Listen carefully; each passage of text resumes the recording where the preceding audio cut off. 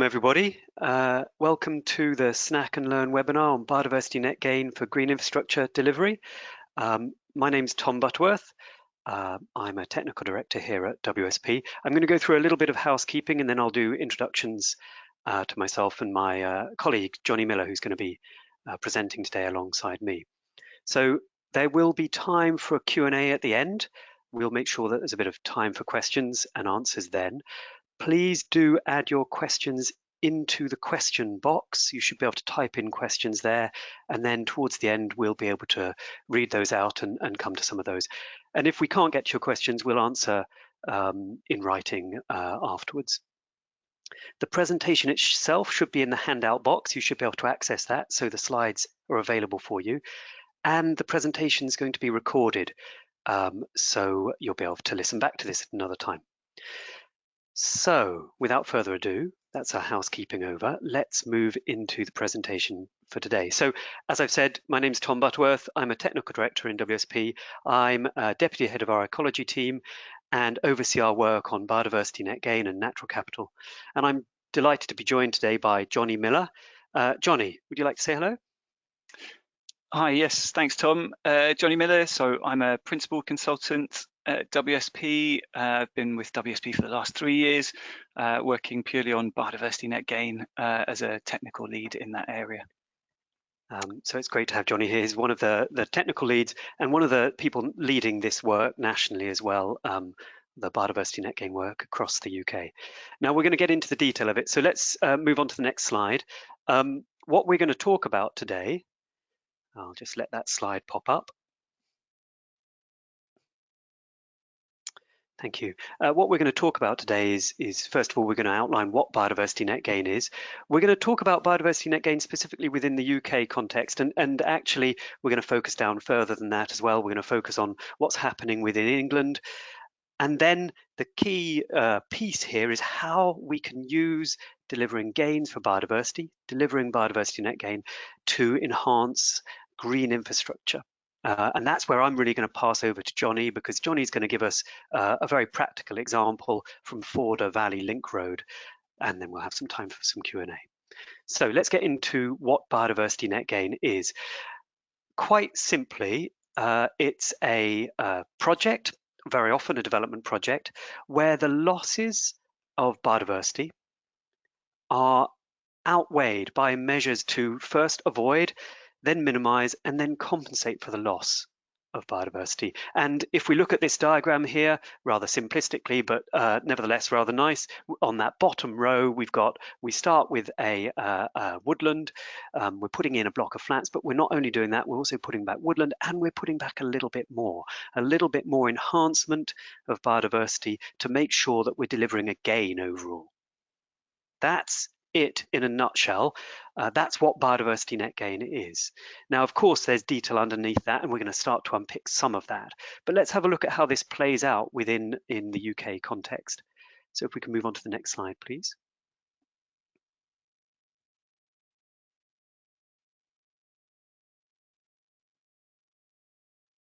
It's taking a little while to update.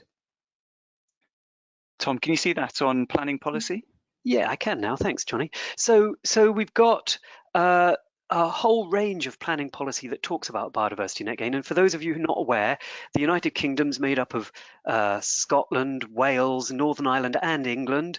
And so we've got all of those 4 different parts of the United Kingdom developing their own planning policy. But each one of them, in their own ways, driving forward this benefit for biodiversity. You can see in Wales, that's the top right, we've got that development must deliver a net benefit for biodiversity. But in England, where we're going to focus today, that's the top left, we've got a national planning policy framework that says that all developments that come under this planning framework should deliver gains for biodiversity, net gain for biodiversity. And not only that, they should be measurable gains. We'll come back to that point in a moment later. This is really important. This has been in place for a little while now, but this is being enhanced. This policy is being built upon. So if we move on to the next slide, it's being built upon within England by the Environment Bill. Now, the Environment Bill at the moment is moving through Parliament. It's moving through our Parliament system and will become, hopefully, an act in the autumn. Now, this includes a whole range of environmental legislation, including requirements for air quality, water management, the development of strategies for nature at a local level, a clear driver for farmers to deliver benefits for biodiversity as well. But one of the key pieces within this policy, within this legislation, is delivery of biodiversity net gain. What this legislation will do when it's enacted is it will require all developments under the Town and Country Planning Act, so that's the vast majority of developments within England, to deliver biodiversity net gain. It'll be a mandatory requirement of their planning application. This is going to mean that the planning application will have to set out a net gain plan, a biodiversity plan, at the point of that application. It will then have to include a measurable change in biodiversity, and we're going to use a standard metric that the government will issue to measure that change so that it's done in a fair and equitable way across the whole country. And they'll be required to make sure that that area of biodiversity is maintained into the long term. And what we're talking about here is 30 years. 30 years after the development is complete, that area of biodiversity is going to be looked after to make sure that it is delivering the gain that is set out in that permission at the outset. Now, that is a massive step change. We often see developments needing a 3-year or 5-year aftercare plan. This is now looking for the long-term benefits from biodiversity, long-term gain for biodiversity. Let's move on, please, Johnny. So this act is going to shift things dramatically in England, but it's not built on just something that we've plucked out of the air. This is actually based upon some really solid work that was done by the Business and Biodiversity Offsetting Programme. This is an international collaboration of businesses, organisations. WSP was a member. Developing and sharing best practice. This information on the standards for biodiversity offsetting is still available on the BBOP website, and it's a really good resource. We've taken that and used that within the UK to develop our own standards that are appropriate for the UK, for Scotland, Wales, Northern Ireland and England. And if we move on to the next slide, please, Johnny. That's played out in terms of this standard that's been produced by CIEEM, IEMA and Syria. You can see here this practical guide, and underpinning that practical guide are 10 good practice principles. And I said biodiversity net gain was very simple. It's just a matter of delivering more biodiversity at the end of the development than you start with, and that's true. But to make sure we're doing that well, to make sure that we're meeting good practice, we need to follow these good practice principles. And I'm not going to go through them all in detail, but let's pick out a couple. Applying the mitigation hierarchy, avoiding impacts where we can, minimizing those we can't avoid, compensating, putting back biodiversity if we do have to have an impact. And that could be, as a last resort, offset outside the development parcel, somewhere else, to deliver the gains we're looking for. We've also got number 5 there, making measurable gains. And I said that the government are producing a standard metric. We've already got a draft of that at the moment. We're expecting another draft in the next couple of months to be produced. That standard metric will mean that we're always measuring biodiversity's change in the same way. And that's going to allow for this equitability across England. The one in red there, number 9, is optimising sustainability, which is a slightly odd term, but that's actually really crucial. And if we move on to the next slide, please, that is really talking about making sure that we deliver as many of the benefits we get from nature as possible. So yes, we need to deliver biodiversity net gain, but we can also deliver that biodiversity in a way that improves air quality, that creates space for recreation, space for people to access green space and nature. It might provide flood regulation or climate regulation, so that we are looking at decreasing the heat island effect, or that's the heating of urban areas due to the large amounts of concrete and so on, tarmac in the area.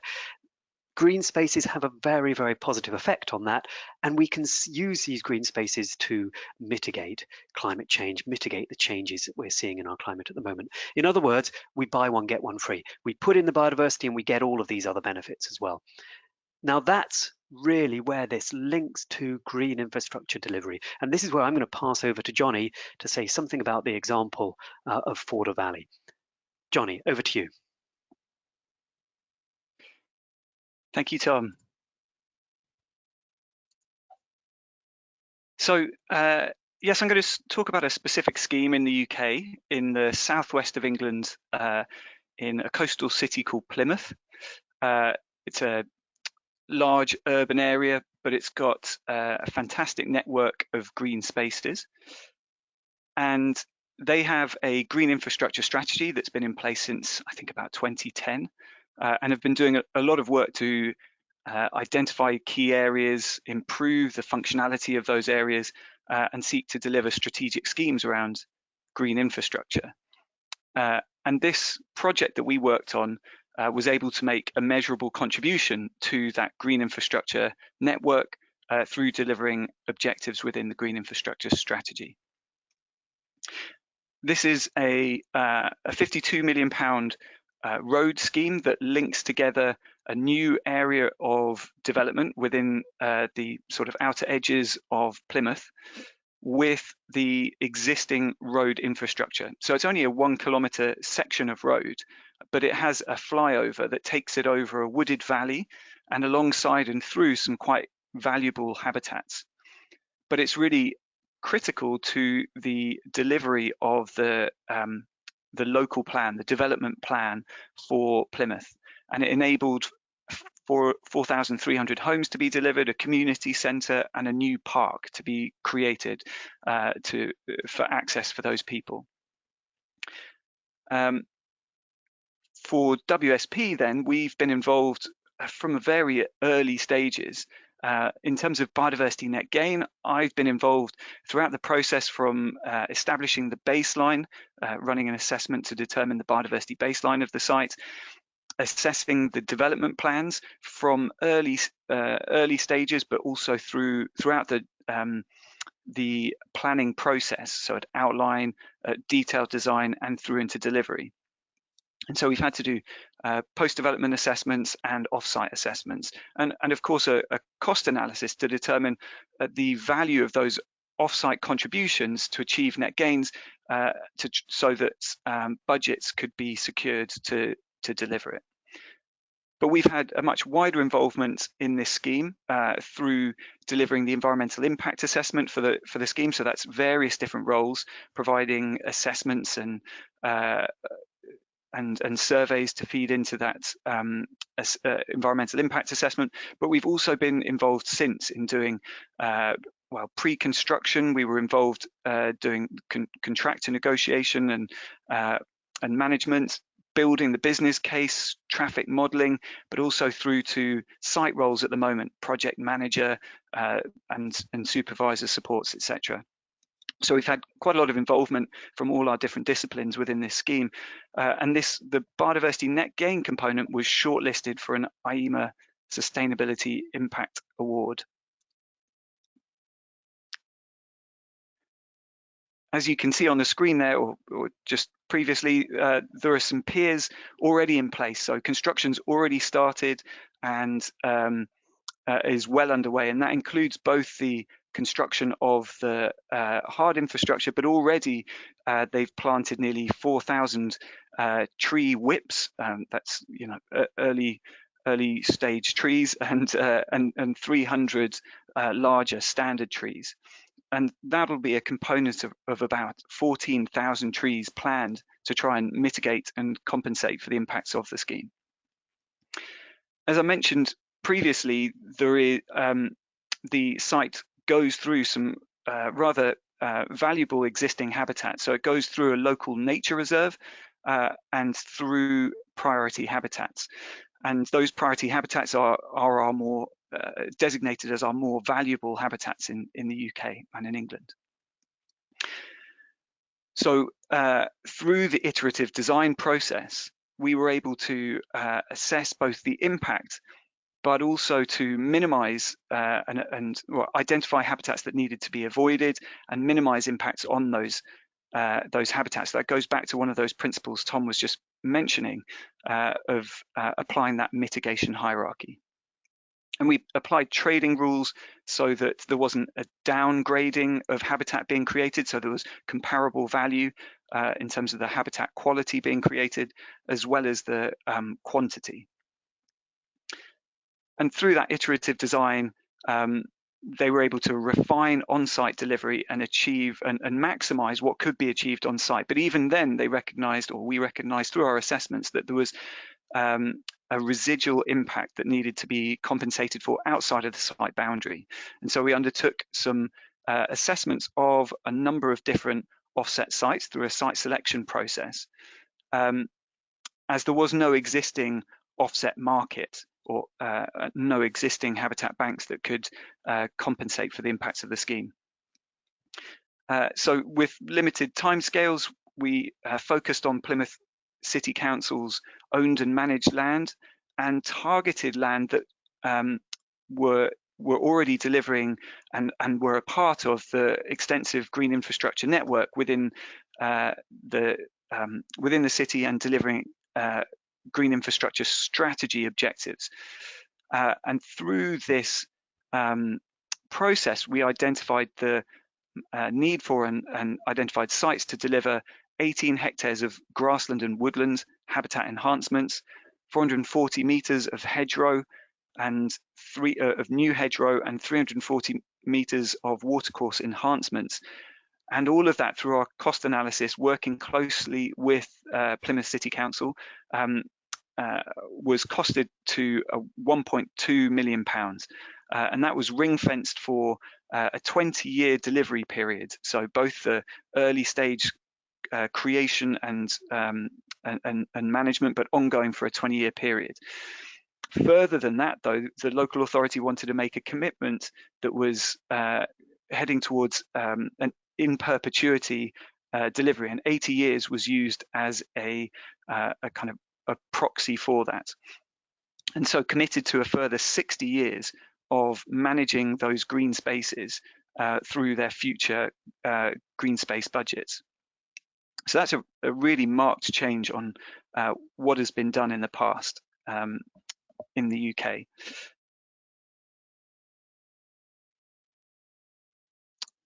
And the Forder Valley scheme provided a real catalyst for the council to look at how biodiversity net gain can be delivered most effectively in their area. It showed them a process, being one of the earliest and most complete and also the largest net gain project for Plymouth City Council at the time. And it went through the whole process from design through planning to offset delivery and really helped crystallise the roles and processes for both the local authority and the developer. So that really helped them establish their process, but also demonstrated the potential for delivering wider objectives and securing significant pots of money towards that. So it really identified that financial gain and contributed to securing a mandate through their councillors and colleagues for going further, going beyond that. And now they're looking at establishing a network of habitat banks. And these habitat banks are a very special type of offset. So they're off-site, but they're delivering compensation at a scale and in advance of a number of separate development projects. And so that can bring significant efficiencies through scale, so reducing transaction costs and reducing habitat management and creation costs, but also through the metric that we have in the UK, or in England, sorry, reducing or increasing the biodiversity units per hectare that can be delivered within a site through minimising certain risk factors that are built into the metric calculations. So by going by setting up a network of habitat banks, Plymouth City Council can create a more efficient way of delivering net gain for the wider schemes that are going to be delivered in their area, not just by themselves, but also trading biodiversity gains to develop other developers, residential developers, etc., within their area. And they're also looking to broaden out, not just for biodiversity delivery, but also think about what other benefits can be delivered through new land management strategies, and are exploring establishing an investment fund to leverage private sector investment to that delivery. And so when we think about the Sustainable Development Goals that the UN set out, I think this project really hits on a number of them, particularly around delivering benefits for life on land and below water, but also a wider suite of benefits around good health and well-being and climate resilience, but also supporting the growth, infrastructure, and effectively delivery of sustainable communities. So in summary then, I think my key takeaways really is that Biodiversity Net Gain is a really effective tool for assessing losses and gains in a predictable and transparent way using these consistent metrics, and it's going to be mandatory for most development in England. But it also helps to, it can be used to target strategic objectives for both conservation, but also to consider wider multiple benefits, delivering recreational access, flood mitigation, etc. And through being strategic, being forward-thinking, a local authority such as Plymouth has done can invest to succeed and develop these habitat banks and think more broadly and be able to deliver projects that benefit both the people and the development aspirations of an area, and secure the right benefits in the right places to help deliver sustainable development. So that's us. I'm going to now open it out for a question and answer session and hand over to my colleague Sharon to lead us through that. Thank you, Johnny and Tom, for a fantastic presentation. So before moving into the Q&A period, just a reminder, you can log your questions in the question box on the GoToWebinar platform, and also you can download the PDF version of the presentation from the handout box on the dashboard. Johnny, if you can open your webcam, it would be good. First question, what happens to the land after 30 years? I think that's one for you, Johnny. Thank you, Tom. So after 30 years, well, so the Environment Bill, as Tom has said, will require a minimum of 30 years management. And after that, the landowner could stop managing that land, and that would result in a slow decline in quality. But good practice would really be to establish the funding and management framework to ensure that it would be managed and maintained for a longer period of time, for the long term. And indeed, people refer to in perpetuity as an objective. But once it's been created, that habitat would be, significantly costly to develop as a result of both going through regulatory processes. So sometimes cutting down a woodland, for example, would require environmental impact assessments. But just those high value habitats created through one of these offset schemes would require significant areas of compensation to fully mitigate and compensate for it. So.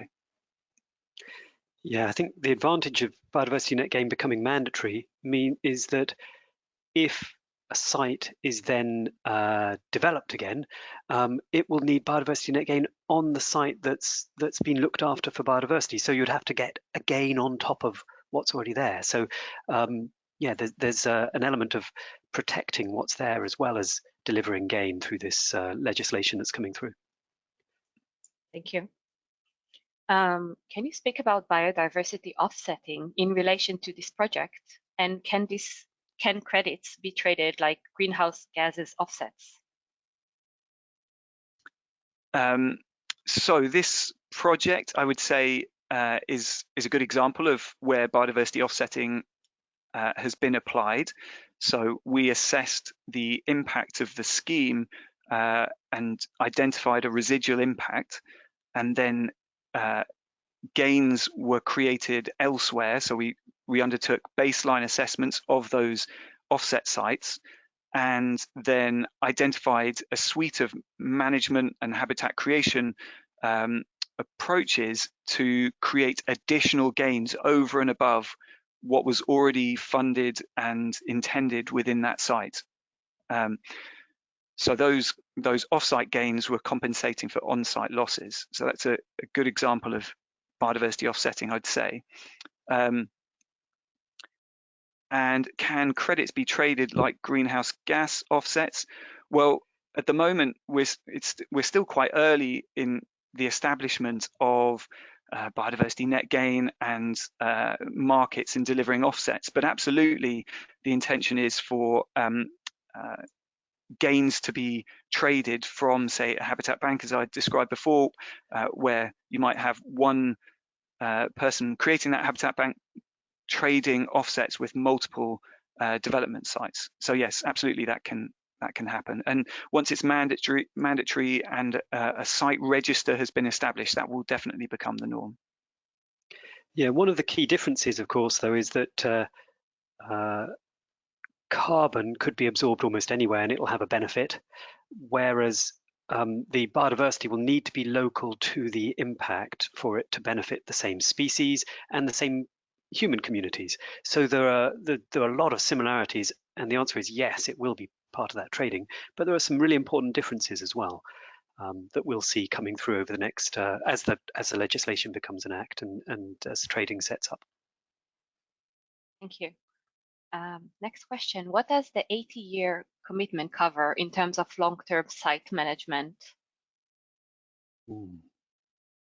So within this project, so the first 20 years, so if we go back to what was created, so a suite of grassland, woodland, hedgerow, and watercourse management, so a number of different tasks were undertaken within that. So, but in terms of managing for 80 years, it might be, well, we factored in costs of regular thinning to ensure that the woodland was sufficiently open, that standing dead wood would be a component of that woodland. And in terms of grassland management, there were the plans work is that the current level of those grasslands, the biodiversity level of those grassland was kind of moderate. It was there was a moderately valuable grassland, but in quite poor condition with encroaching scrub, etc. And what we were looking to do was oversow that with a richer species mix that could create a richer grassland sward, and then manage that on an annual basis, and then to roll up the annual costs over time, so that it delivered the works over an 80-year period. And so for the budget was secured for 20 years within this scheme, that's the 1.2 million, but then an additional commitment to 60-year management was provided. Thank you. There's a question about, does biodiversity net gain need to be in the local area of the development? Very good question. And I think it's really important that it's local enough to support the species that are being affected.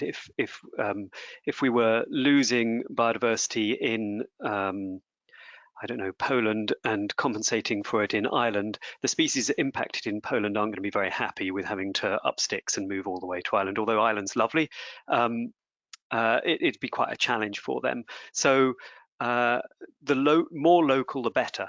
That's really important. That's also really important for the people affected, because obviously if you're losing biodiversity from one place, we need to make sure that that people have access to green space and get all the benefits that they get from it, those green infrastructure benefits we're talking about. And so I'd argue that the more local is better for people as well as for biodiversity. Within our metrics, within the approach that's been developed within the UK and particularly within England, there's a prioritisation that we look for compensation within that local government area first, and as close to the impact as possible. and then only look further afield if there isn't anything locally. Fantastic, thank you. We'll take the last question. We have many more. Unfortunately, we'll not be able to answer these, to read them now. I will send the questions to the presenters and they will reply by email. So the last question is, to what extent were local citizens involved in the design of the compensatory offsets? That's a great question. And actually that points to an increasingly important principle, again, one of those 10 principles of getting stakeholder engagement within the design and delivery of net gain. In terms of the design, we worked very closely with Plymouth City Council. Plymouth City Council were managing those sites, and those sites had agreed strategic objectives and went through stakeholder engagement associated with the development of their green infrastructure strategy and the development of their kind of management objectives. And so this process was seeking to deliver within that context.